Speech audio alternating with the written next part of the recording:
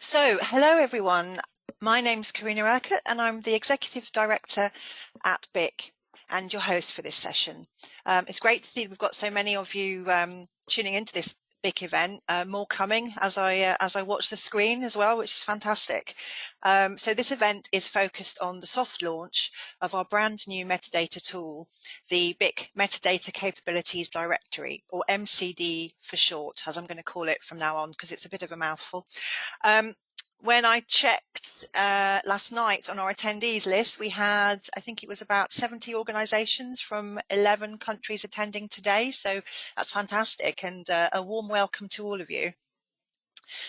We'll be tweeting about the event using the hashtags BIC Brunch and also MCD. So do feel free to join in the conversation online on Twitter if you want to. Just some general housekeeping before we get started. You'll notice that we've muted you all. This is just to make sure that the sound quality for the event is as good as it can be, because we are recording it, and it will go onto YouTube for people to watch if they haven't been able to attend today. If you have a question throughout the event, do type it into the chat box, or there's a dedicated session at the end of the speaker slots if you wanted to ask a question directly to the speaker, or equally put more questions into the chat box. That's absolutely fine as well. So what is a BIC Brunch? Very quickly, they're a series of short live online events that focus on a particular book industry supply chain topic or issue, with industry expert speakers. They're all recorded and shared to our YouTube platform, on the link for which you can see on the screen there now. You can find out more information about all of our upcoming BIC Brunch and also Green BIC Brunch sessions on our website via the other two links shown on the screen there. So here's the agenda for the session.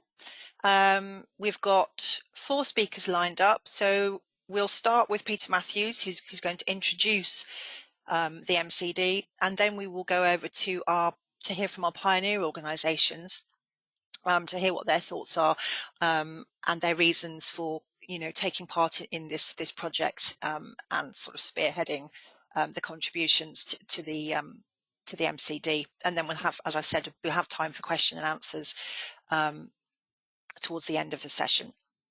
If you didn't manage to write down the links from the previous slide, don't worry, we'll make the slides available after this session on our website, and you can also see them as well on the YouTube recording. So don't panic about not being able to write them down quick enough.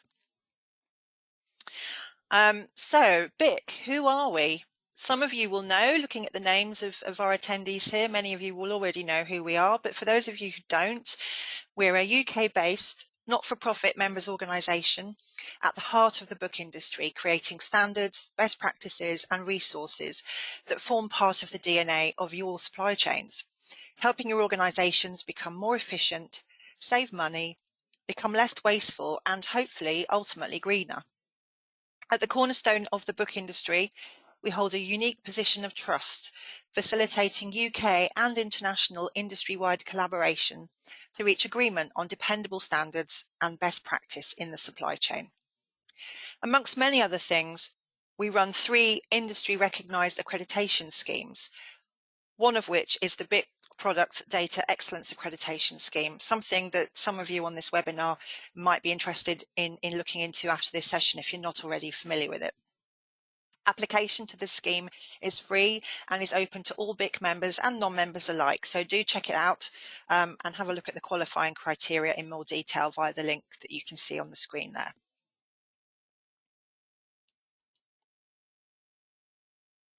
So back to today's session and BIC's MCD. I'm going to keep calling it MCD. And so today BIC is absolutely delighted to announce the soft launch of its MCD. The MCD is a game-changing tool that will improve and track the effective use of metadata in the book industry supply chain, delivering detailed and meaningful insights to its contributors. I won't elaborate on how it works myself here, as I'm going to let our speakers do that for you. During today's event, you'll hear from the BIC Metadata Map project lead, Peter Matthews, as well as the pioneer organisations Thames and Hudson, Bibliographic Data Services Limited and Rakuten Kobo to find out their viewpoints on the MCD, why they're getting involved and what access to the directory will mean to them. So with that in mind, then I'm going to hand over to our first speaker, Peter Matthews. As I've already said, he's going to introduce the MCD, talk about its origins as the first output of BIC's wider metadata map project, the system architecture, how it works, how to use it, what benefits contributors can hope to derive from it, and what's next for the future. So not much to talk about there, Peter. So I'm going to hand over to you now. So here's your first slide. Thank you, Karina. Thank you very much. And good morning, everybody. It's great to see that so many of you have joined this session. Thank you for taking the time. And I'm delighted to be introducing today BIC's free to members metadata service, which is the culmination of over 2 years project work, and it is called the Metadata Capabilities Directory. I might revert to MCD as well because it's a bit shorter. Easier, yeah. But I'm the project consultant who's been working with this with Karina as our project sponsor. We've also been very ably supported by a steering group of volunteers from across the data supply chain over the last 2 years. Thank you, Karina.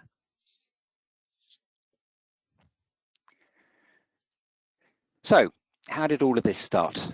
The project originally started as a result of repeated questions raised at BIC's Metadata Committee. Whilst it was recognised that there were plenty of excellent best practice guidelines for the creation and the supply of product data, and these have evolved over the years, it was much less clear that we knew what happened to metadata after it left data suppliers. Did we really know what was actually supplied in total? Did we really know what individual suppliers actually sent and how they did so? Did we know what data recipients did with the data when they received it and applied it to their systems, or even then sent it back out again? Perhaps there were some useful data attributes that could be sent that were not being sent. And what did data creators actually send but could not be used by receivers? The conclusion was that if we could establish a way to allow organizations to share what they actually do with the metadata that they create or receive or pass on, then we might learn some practical answers to these questions and improve the data supply for everyone. The project was launched at the London Book Fair in 2018. Our aim, reproduced here, was to be able to build a sustainable metadata map of the UK's supply chain and to share the aggregated results with all participants. Perhaps most importantly, as a result of this, we wanted to provoke positive change in data behaviours by users. There were a number of key questions that emerged quite quickly from our steering group in trying to develop our map. How much information about the data supply chain would organizations be willing to provide about their data activities? How much could we legitimately ask and practically ask? How much or how could we best present the resulting information to make it useful to the whole supply chain? How could we manage the need to provide top-level overview analysis of the data supply chain, but also provide that drill-down detail at organization to organization or specific data attribute level?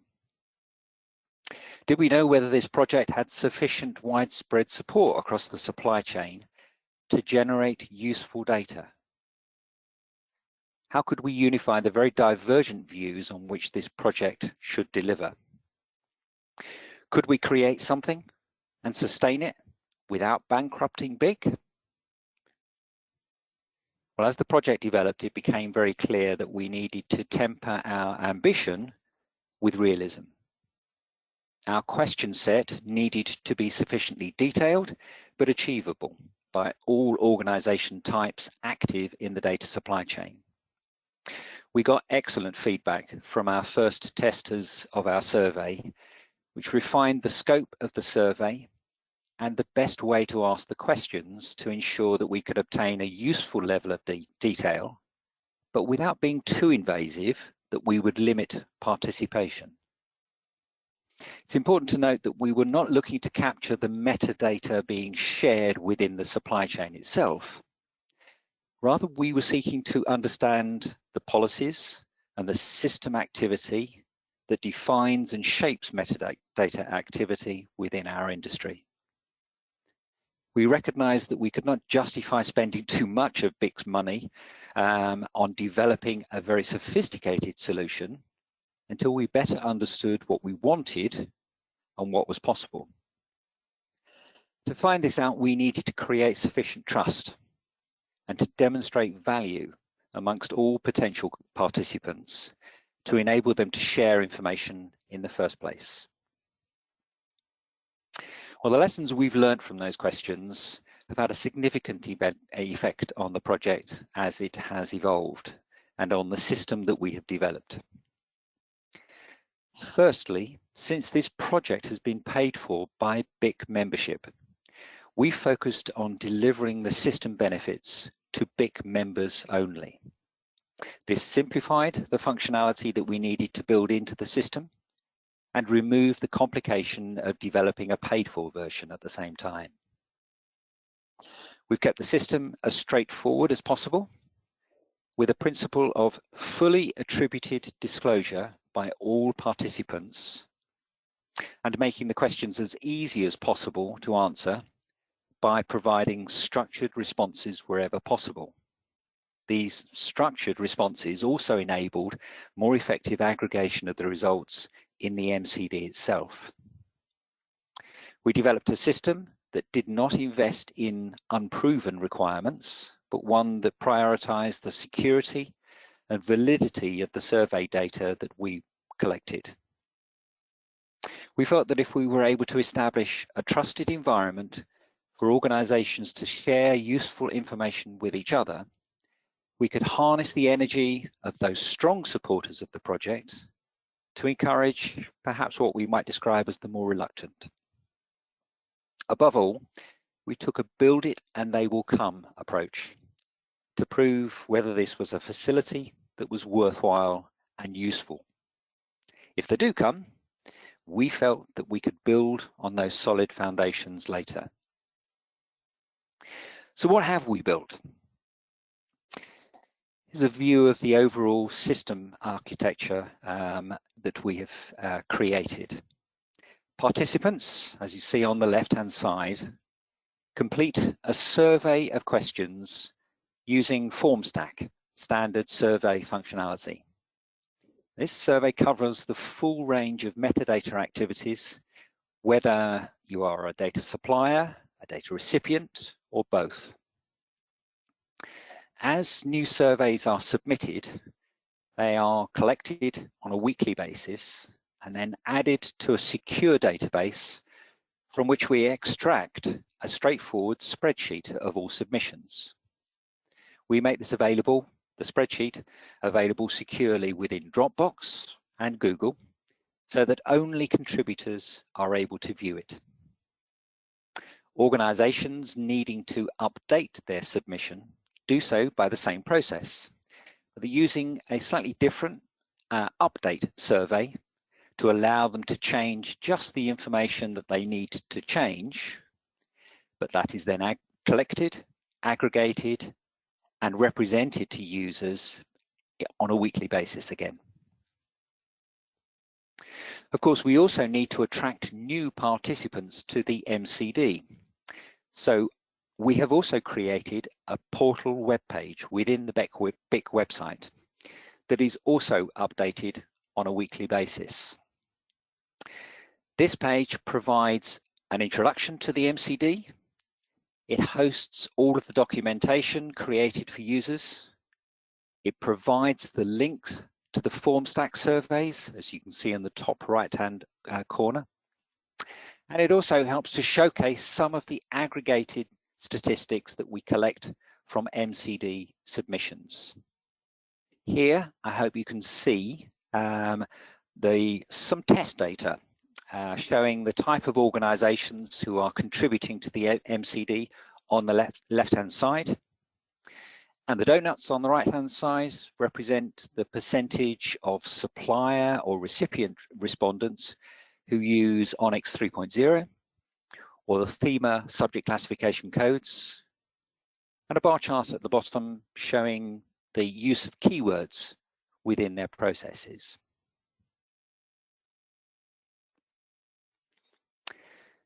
What does our survey actually ask? Most of you will recognize that the scope and complexity of the product metadata that may be managed within the supply chain is significant. If we're going to make the MCD useful, we need to reflect that extent and detail within our question set. It's therefore been designed and refined by our Pioneer group testers to allow a comprehensive overview of the whole range of product metadata created and moved within the supply chain, and to enable a true insight into the processes that shape and maintain it. No, back again, sorry, Corinne, just one back. Thank you. The scope is the same for both data suppliers and receivers. So the questions and responses, though, reflect each perspective. Yes, please. One of the key improvements that we made over the initial survey was the intention to be able to provide structured answers wherever possible. So making standardized multiple choice options available for respondents. Yes, please, Karina, sorry. Difficult to see here, I appreciate, but this set of questions, thank you, if you can zoom in, that's great. The way that we ask questions then, very similar to the original survey, but we changed the ability to be able to respond largely to a set of standardized responses.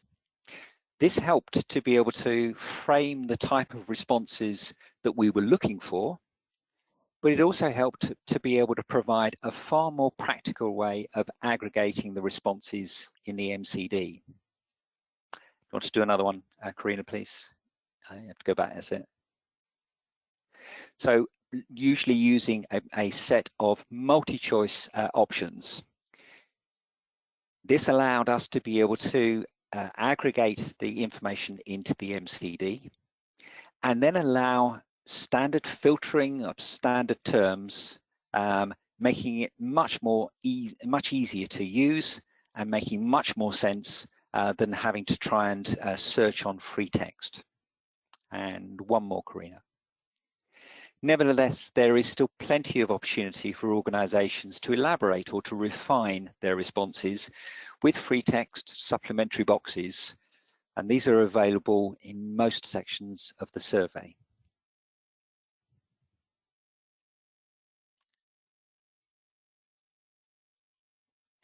The MCD is intended to be a trusted source of comprehensive information for all contributors to be able to use, and we can only ensure that this is achieved by encouraging a spirit of honesty and full disclosure. We've therefore set most questions in the main survey as mandatory. This ensures that we get a response from all contributors to all aspects of the survey. But we also recognize that there may be some questions that may actually be impossible for some organizations to answer. In other words, they just don't know the answer to that question, or that may actually be commercially sensitive or some other reason that it may be difficult to answer. We've therefore provided the opportunity in all questions to be able to answer these with a standard, what we call a no response option. This can be used whenever necessary for that organization. However, the use of this response will be monitored by BIC And organizations using it in more than 10% of questions will be not allowed to be able to access the MCD until that is corrected. And that can be corrected by using an update survey. We know that the survey is very long and very detailed to be able to capture that extent and detail that we're looking for. It is going to take quite some time to complete. And it may also require some detailed system knowledge that may not reside just in one person within an organization. Formstack provide a save and resume function that appears at the bottom of each section. And this can be helped to use to manage the task of completing such a lengthy survey. This creates an email link, and this link can be forwarded to other specialists in your organization so that they contribute answers or sometimes simply to be able to allow you to be able to take a break. It's important to note that these sequences need to be able to be used in sequence, and that when you click on the link, it takes you back into the survey. It takes you back to the beginning of the survey to be able to ensure that you are reviewing the answers that you have already answered. Very quickly possible to be able to click through to the point that you need to be able to take the survey up, though, by clicking the next button at the bottom of each page.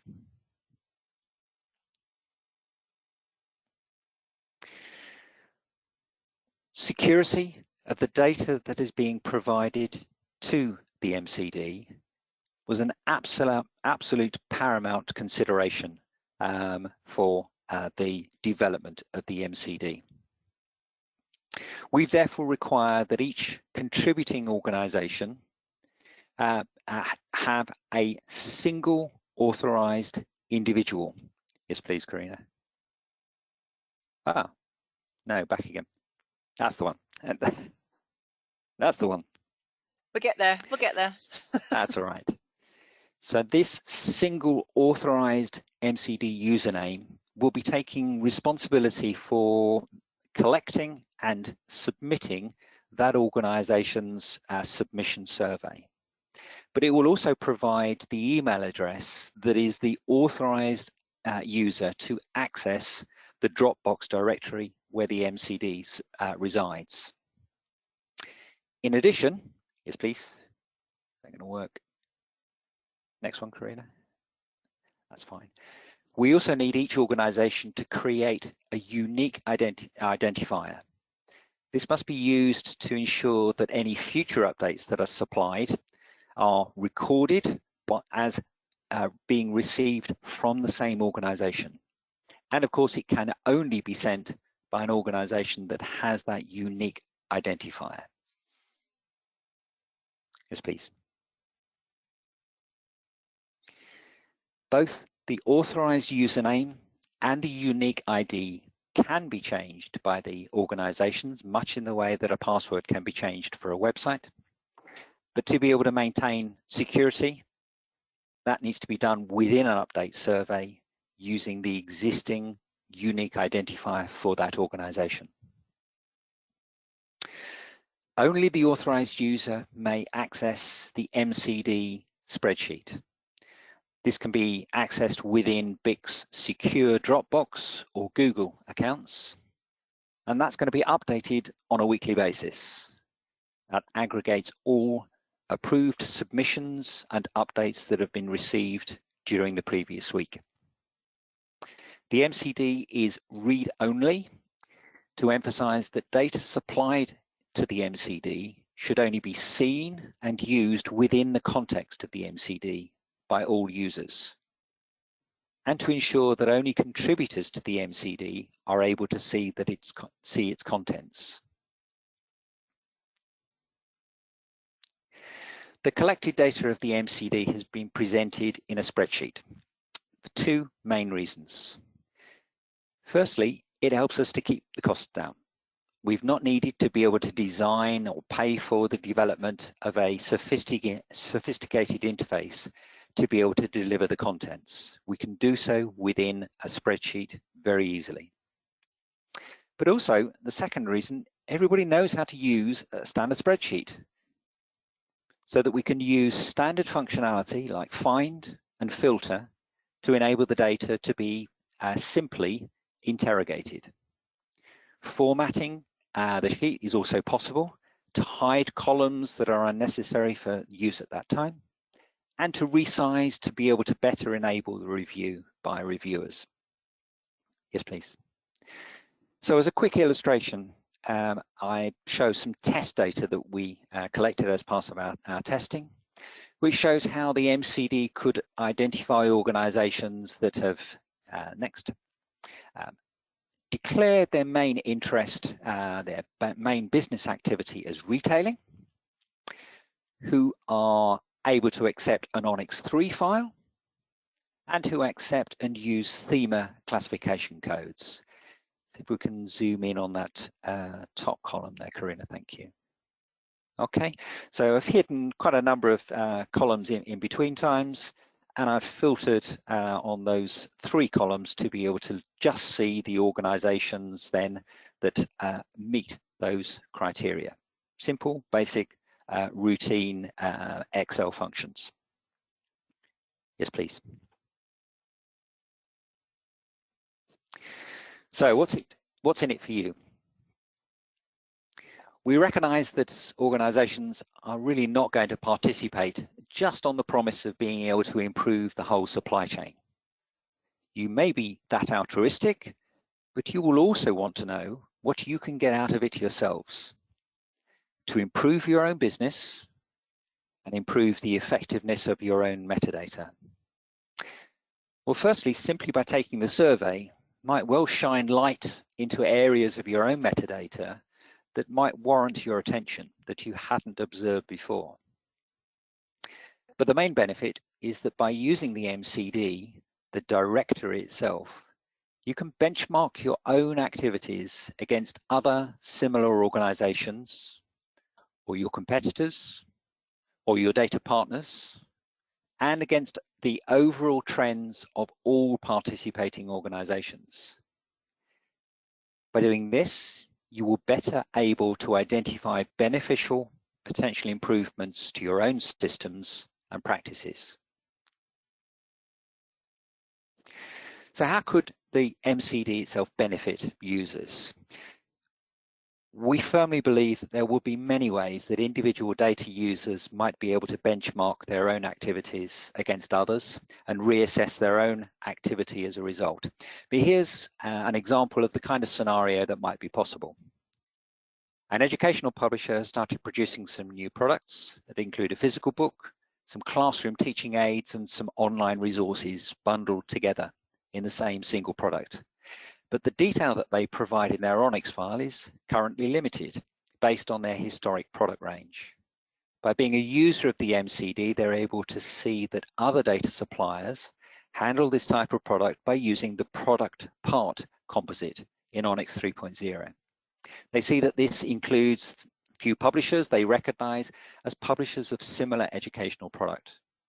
And in addition, it shows that many recipients also accept this level of detail in their ONIX, including 2 customers who are beginning to sell the products well, but who could sell more. As a result, the publisher is able to target his system development on a metadata improvement that will provide a good return on his investment. Of course, I've made these percentages up because we don't yet have enough responses to draw these conclusions, but I hope you can see the potential of the MCD to do this. So where are we now after 2 years with this project? Having commissioned a software company to build a system on which we've done extensive testing over the summer, we have now launched the MCD to a limited group of organizations to kickstart the directory before making it available to all BIC members. We have already started receiving live full submissions from our pioneer group, including one just yesterday, but many more are promised within the very near future. This system is already aggregating these and creating the system reports, including the MCD itself. However, the MCD is not yet shared with contributors, and we have already created the MCD webpage that is also being updated on a weekly basis. This is not yet published either. Once we've sufficient responses covering all expected organisation types, then we can give first sight of the MCD itself to our early adopters, to our pioneer group. And only then will we publish the web page to launch the MCD formally to the whole of the BIC membership. But we hope that this is very soon. So for those organisations who are amongst you who are already a member of the BIC family, and you would like to become one of our early adopters, then please sign up in your feedback form after the event. Or you can wait until the MCD is fully launched and the new web page is published. We intend to make as much noise as we can about this when it happens. And if you're an organisation operating in or trading with the UK and you're not a member of BIC, well, come and join us. The MCD could be a really significant way for you to determine what the UK data supply chain really needs you to do. This project will work if we all contribute. If you wait until others have done so first, then all those others may be thinking the same as you, and that way no one benefits. But if you believe that your metadata management could be improved, then join us. And I hope you will for this next big metadata adventure. Thank you. Thank you, Peter. And it is an adventure. It's certainly been an adventure over the last 2 years putting all of this together. So yes, thank you for all your endeavours. I think it's interesting. Well, I think it's important, isn't it, to highlight the efforts that we've put into this with regards security, and also that the success of this directory is sort of hinges on collaboration and willingness for organisations to participate. The more organisations that take part, the greater the ongoing value for everyone concerned. So thank you very much, Peter. You're welcome. So now we're going to move on to the next section of the webinar, where we're going to hear from 3 of our pioneer contributing organisations. So we're going to go in order of, we're going to follow the data through the data supply chain. So we're going to start off with a data recipient. If I can just get the slide up, that would be helpful. No, data supplier. Oh, sorry. Yes, data supplier. Yeah. What am I saying? It's even on the screen. Right. So first up then is Ben Gutcher, Head of Sales at Thames and Hudson, and Ben's going to talk to us today about his organisation's viewpoints on the MCD, why they're getting involved, and what access to the MCD will mean to them as a data supplier. And also to Ben personally as well in his role. So over to you, Ben. Thank you, Karina. Hello, everyone.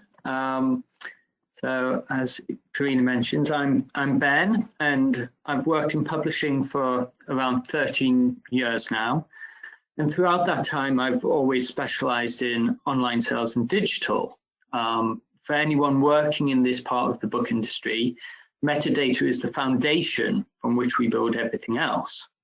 So with all this said, you might think I would consider myself a metadata expert, but I don't. Yes, I have an understanding of metadata and feeds and how it all works, but ultimately there's still something that I find quite nebulous about metadata, particularly once it leaves our systems and goes out into the world. And this is because once metadata is out there, it's not always clear how it gets from place to place. It's easy to track metadata when you send a direct feed to someone, but for many of our customers, it's not 100% clear what the flow of data is and where it comes from. This becomes particularly important when there's a rogue piece of data out there that is not quite right, and there's suddenly a great amount of pressure placed on us to fix it. And there's also the question of, are we feeding the right data to the right places? ONIX is an amazing thing, but with hundreds of potential fields to populate, it can sometimes be difficult to decide where to place the emphasis. It would be a mammoth task to populate every field with the best possible data. And even if we accomplished that, would it be effective? Would retailers actually take all of those fields? The MCD will be a huge step forward in our understanding of metadata and managing our data in an effective way. Being able to see the capabilities of our customers will enable us to approach the management of our metadata in a much more focused and efficient way. This is particularly crucial right now when online sales are rocketing and we seek to be as supportive as possible to all of our customers. Right now, we are tasking our sales force to help our key retailers build their online offerings. The first question I always ask when faced with this is, where do they get their data from and what can they take? The MCD has the potential to give us the answers to these questions immediately. So at Thames and Hudson, we believe clear and open communication with our customers is absolutely essential. The MCD has the potential to bring that sense of clarity to our data. I'm also very hopeful that in participating in the MCD, we'll be able to see which fields we are utilizing and which are those that are prioritized by those taking the feeds of our data. In knowing what our customers are capable of taking and what they're prioritizing, we'll be able to adapt our systems to be feeding out relevant and useful data. Additionally, the MCD should also make initial conversations with customers looking to organize a data feed much more straightforward. For me, one of the most exciting things about the MCD is the potential it offers for the democratization of data. For many, approaching metadata will be a daunting challenge, but the MCD will help make this more manageable without necessarily needing a team of IT specialists to lead publishers through the veritable maze of data management. All we need now is for the MCD to be embraced across the industry. And I very much hope this will be a starting point that kicks that off. Thanks very much. Thanks, Ben. Yes, I think to your point there about foundation metadata is the foundation of everything, but its nebulous nature and having clarity around its journey, I think is really important. And yes, we do hope that the MCD will provide that clarity and go towards demystifying what, as you say, what sometimes seem quite a daunting task. I think as well, to your point, knowing what trading partners can take is really important, and also knowing what they actually want. That means then that, as you said, you can dedicate your time and resource and effort into just really fine-tuning the metadata that you're working on and sending out. Yeah, great, thank you, and thank you for your contributions so far to the MCD. Really appreciated. You're welcome. So now I'm going to hand over to our next speaker, Eric Green. Eric is the Managing Director Digital at Bibliographic Data Services Limited, or BDS as we know them. Eric's going to tell us about what his organisation's viewpoints on the MCD are, why they're involved, business benefits, and what the MCD will mean to them as both a data recipient and a supplier. And I think he's also going to touch on the future as well. So over to you, Eric. Thanks, Karina. As Karina says, I'm Eric. I've been involved probably for about 30 years, primarily in the library supply chain. And I'm going to talk a little bit about BDS, what we do. And I thought I would start by telling you a little bit about BDS, because I'm sure, although many of you on the call will know who we are, many of you won't. So basically, we're a bibliographic data services. We've been around 25 years. We employ over 70 staff, privately owned British, and we're based in the southwest of Scotland. I think probably why we're getting involved is the fact that we are a data aggregator. And as such, we like to think we're experts in data and everything that goes along with that, quality, timeliness, and accuracy, and not just physical, but also E2. Next slide, Karina, please. So as an aggregator, we're stuck, I suppose, right in the middle of the metadata supply chain, in that we are not only just a recipient, but also supplier of metadata to the book trade and to libraries in the UK and worldwide. To sort of put that into some sort of context, we receive data from probably over 20,000 different publishers stroke imprints in upwards of 400 different ONIX feeds, as well as various other bespoke formats. So as a recipient of data and a supplier of data, it's really important for us to know what our suppliers of the people who are supplying us data, what they're supplying us, why they change it, why they edit it, etc. And what's really important for us, and we spend a lot of time and effort and money as a supplier of metadata, we really need to know what our clients are capable of sending us and what our customers are capable of taking from us.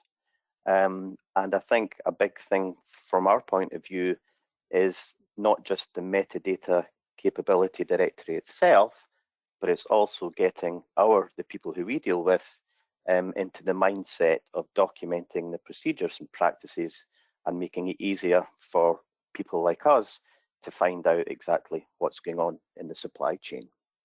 Next slide, Karina, please. So as I think as Ben said, the ONIX standard, the ONIX 3 standard, which we're primarily using at the moment, is a massive amount of information involved. And I just chose one small part of it to sort of demonstrate the breadth of data that we're having to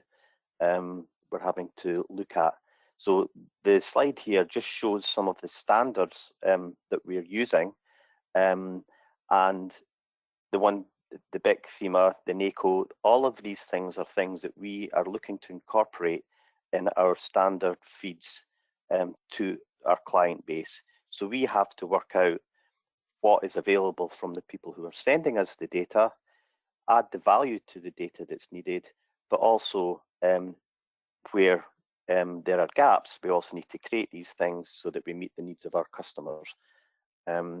So as I say, we have got upwards of 40 million bib records, 10 million book jackets, price and availability and market rights, and trying to keep an eye or keep a handle on what data is flowing through the supply chain is a nightmare.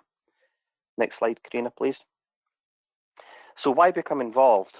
I mean, as I've said, I think that what we want to do is develop a better understanding of the capabilities of our client base, both upstream, i.e. the people who send us the data, and downstream, i.e. the people that we are supplying. And one of the things that constantly exercise our minds is where and who do we go to should any issues arise. I'll touch on this slightly later, but I think Ben said that, you know, rogue jackets, rogue pieces of information, where did it come from? Next slide, Karina, please. So following on from that, yeah, a great understanding for the business on what is available from our metadata suppliers. And our metadata suppliers are not necessarily just the publishers of the material, but we also take information from the distributors, from the wholesalers. So if there is a rogue piece of information, or if we're looking for a piece of information that we're not currently receiving, where can we go to find that? And this is usually driven by our customers. So what that allows us to do is, if we can tailor our services for our clients, what their metadata needs are with regards to format, content, etc. Next slide, Karina, please. The really important thing for a company like ours is that we have knowledge across all parts of the business of the metadata supply chain. And that, as somebody else touched on, we have various different departments in the business.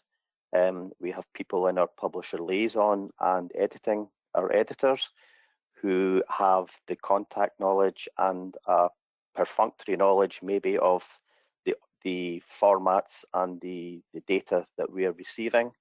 But we've also got our IT people who probably go to bed at night reading the ONIX 3 schema, and they know the detail of the data. But what would be really nice is a tool that all of my staff, all of my colleagues in the company can access, which gives them an overview of areas that perhaps they're not involved in on a day-to-day basis. So hopefully the MCD will break down the silos of knowledge and make it easier for the staff to access information on areas that are not their speciality.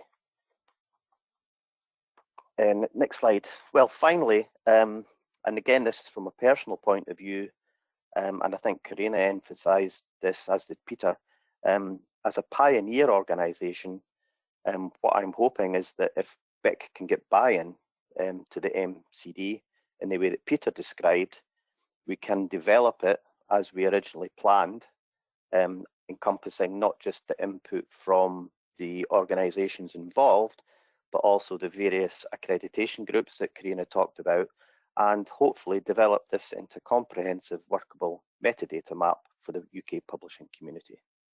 Next. Thank you very much. Brilliant. Thank you, Eric. Yes, the scale of what you do as a data aggregator, you're almost doubling up, aren't you, in a way? So 40 million bib records is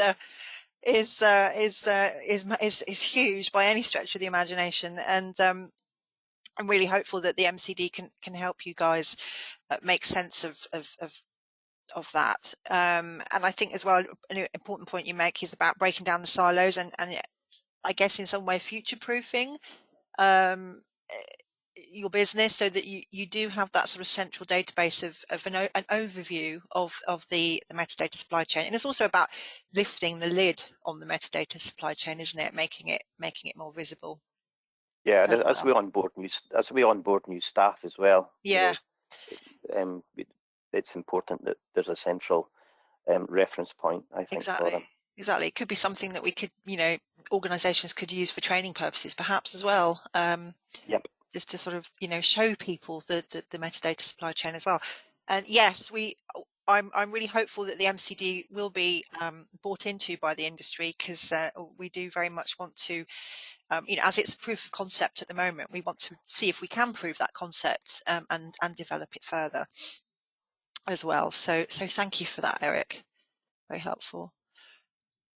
So then we come to our final speaker, who is Nick Coveney, Publisher Relations and Content Lead, UK and Australia, New Zealand at Rakuten Kobo, and he's going to talk to us today about his experience and his viewpoints and what the directory will mean to his organisation as a data recipient. So I'm going to hand over to you now, Nick. Thanks, Karina. I think the points that I'm going to touch on have already been covered off brilliantly by Peter and Eric and Ben. But at Rakuten Kobo, we have over 6 million titles on sale. We work with over 34,000 publishers across the world. We have 22 dedicated storefronts and sell into over 160 different countries. And we work with a number of retail partners. So we are both a data recipient and a distributor.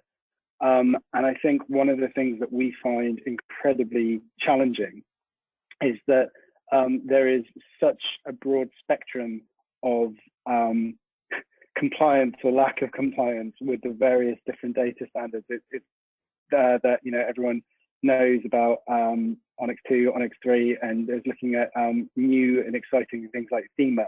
But one of the big issues that we have is that even sort of between divisions sometimes. So not even just one publisher or one organization, but sometimes different departments, different divisions of the same organization will have different policies, different ways of working when it comes to supplying and distributing their metadata.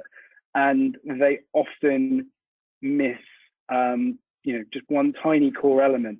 But in an automated system, as everyone I'm sure is already aware, if you miss off one element of the data feed, then the whole thing breaks, and that results in titles not being on sale where they should be or when they should be, or their appearance not being optimized on store. So from our perspective, the MCD is a really important opportunity, I think, for the whole industry to collaborate more.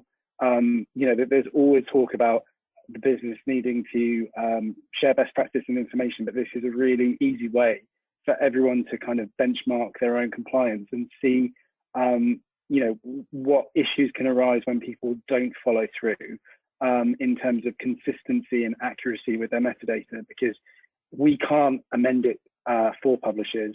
We receive upwards of over 10,000 titles every single week, and because of the way our systems are built, a lot of those end up being rejected at the first pass because of issues. Now, that will always be fed back to the publisher or aggregator distributor that sent us the metadata, but it won't necessarily be immediately obvious to the supplier of that data where they went wrong in terms of not complying with the standards. I think the MCD creates a great opportunity for everybody to supply data in a sort of smooth and frictionless way, which will reduce repetition of work and ensure that titles are optimized for sale straight from the off. Great. Thank you, Nick. Interesting point there about how the MCD could have a positive impact on sales and discoverability and sales, and help to troubleshoot common issues, and also the point you made about benchmarking compliance. I'm hoping as well that with good adoption or good contributions and collaboration on the NCD, that we can look at those compliance levels, and we can perhaps look at what are the common issues, what can we do about those, what can we do to what can we take from the MCD to inform best practices, both as general industry best practices that various standards bodies around the world deal with, but also internal best practice policies, etc. So I think that the scope here is enormous for the benefits of the MCD. So I'm very excited about seeing following the MCD's journey and watching those collaborations and contributions come in. So thank you for that.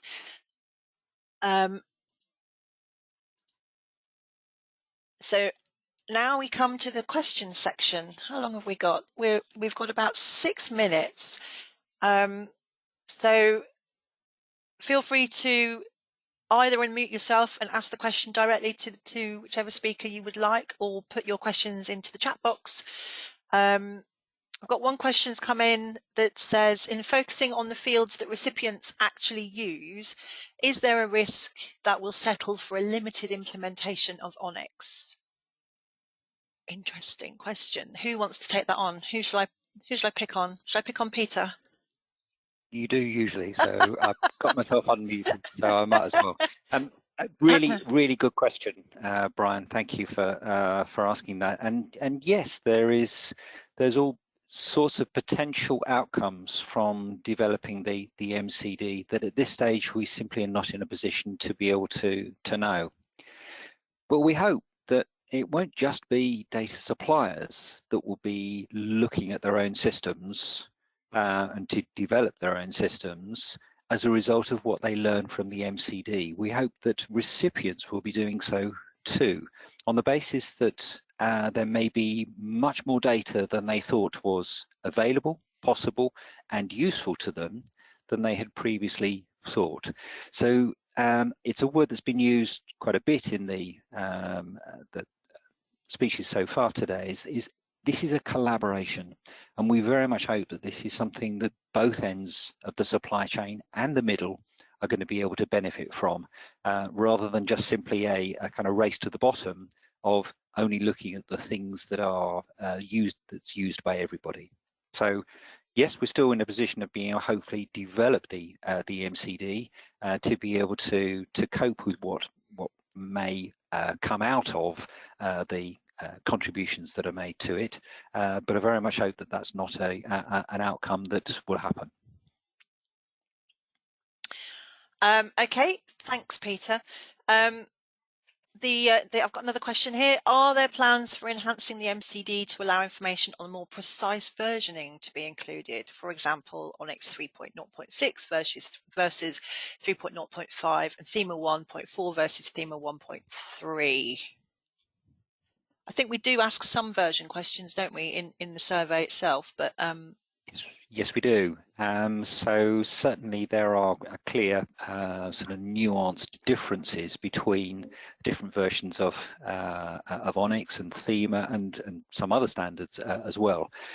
So being precise about that and being clear about how people are sending or using that data is very much already embedded in the survey. We do go to that level of detail, but of course we need to be able to keep on top of that and keep up to date with that. So yes, there will be in the future developments for the MCD that will look to be able to cover future developments in those standards as well. Okay, thank you. So talking of future developments, would now be a good time to ask the question, what do you see, well, probably to all of you actually, but let's start with Peter, the potential for future improvements or future development of the MCD? Do you want me to take that? Oh yeah, sorry, yes. Well, certainly I believe that one of the sort of future developments that we're able to work on is being able to drill down into particular areas of activity that are most of interest to the community. What are the things that we perhaps have not yet given enough detail to within the survey, but could be improved in the future for everybody to be able to allow a much more detailed and therefore more useful area of development activity in a particular detailed area. So that, I think, for me is one of the potential development areas that would be most exciting. Great, thank you. I've got a question for the pioneer organisations. I know Nick's had to leave the presentation. He's got another presentation he needs to do right now. So for Eric and Ben, then I would say, for the benefit of the people that are on this call, what in terms of actually contributing to the MCD, what would you say were the how was it? How did you manage it within your organisation? Did you have to pass it around different departments, etc.? Was it, what were the what was easy? What was more challenging? What can people expect? So, Eric, would you like to go first? Yeah, I mean, I think that as Peter alluded to in his presentation, the level of information required is quite deep, yeah. And it's very unlikely that any one person in the organisation will have the answers to all of the questions. So what we did was we nominated a pioneer, for the want of a better word, and what they did was they acted as this of the hub and liaised with various other people in various other departments within the organisation, and basically for us it really was a joint effort, and I think that the facility that Peter mentioned, where you can basically pass questions to other parts of the organisation and stop and start the survey, I think was a really good addition, because you don't have to sit down and complete it from start to finish, from A to Z. So I think that was the biggest challenge for us. And we had a similar process to Eric in that we had one person spearheading all of our answers, It's a long survey. I think we can't get around that. It's a very complex and complicated part of the business, so it's necessarily long. So if anyone's taking it on, I would suggest splitting the task over several sessions and not getting disheartened. Great, thank you. Yes, not getting disheartened is the key, isn't it? And I think is also keeping in mind what you will be getting out of it. As you say, it's necessarily long. We did think about doing a more top level survey, but then we sort of thought, well, where would the real benefits to that lie? So yeah, so that's very, very interesting insights there. From the pioneer organisations that have very kindly sent in their contributions early. We've had another question, one for Peter, I think. Will recipients be able to indicate which fields are mandatory and which are optional in feeds that they receive? So in many cases within the survey, it's possible to be able to show the level of requirement, if you like, in a feed, whether it is a mandatory requirement or whether it is simply accepted. And also in the further nuance that needs to be accommodated is whether it might be accepted, but whether it may not actually be used within that recipient's system in an active way. So there are levels of use of data that we have tried to be able to accommodate within the survey as best as we can, and I hope that gives everybody the opportunity to be able to, as senders, able to see what recipients are able to accept and what they must supply within their feeds in order to be able to comply with that sender's, that recipient's requirements. Great, thank you. I just looked at the clock, actually. We're a little bit over now. So thank you, everyone that asked a question. Thank you to our speakers for answering the questions. So I'll just wrap up very quickly then to say that, for BIC, the MCD is all about collaboration. It's all about learning. It's all about demystifying and lifting the lid on the metadata supply chain. It's about making sure that everybody that uses the MCD can see, what's the most efficient use of their time and resource in terms of supplying metadata. What metadata could they be receiving? What metadata is the, for argument's sake, the publisher sending to them that they don't already take, that they may want to take? It can be a tool for learning. It can be a tool for breaking down the silos within organisations and going some way to future-proofing the knowledge and the expertise within organisations. The important things are security. We're trying to engender a spirit of honesty, collaboration, as I've said. The more organisations that take part, the greater the ongoing value of this tool. And I'm personally looking forward to seeing the contributions come in and increase and grow over time, and seeing the potential of the MCD. And then, as we've mentioned, it's a proof of concept. And I think Peter said, if you build it, they will come. So when they do come, and the proof of concept is supported and bought into, we would then we were very much looking forward to considering the next stage of the metadata map project, hopefully to grow the MCD into a comprehensive map of greater detail and data flows, etc., etc. So watch this space then for the launch of the website link, where you'll be able to then click through and start your contributions yourself. And we will let you all know when that happens. If you're not already signed up to some of our mailing lists, please do so. I think there's information on the next slide coming up. There we go.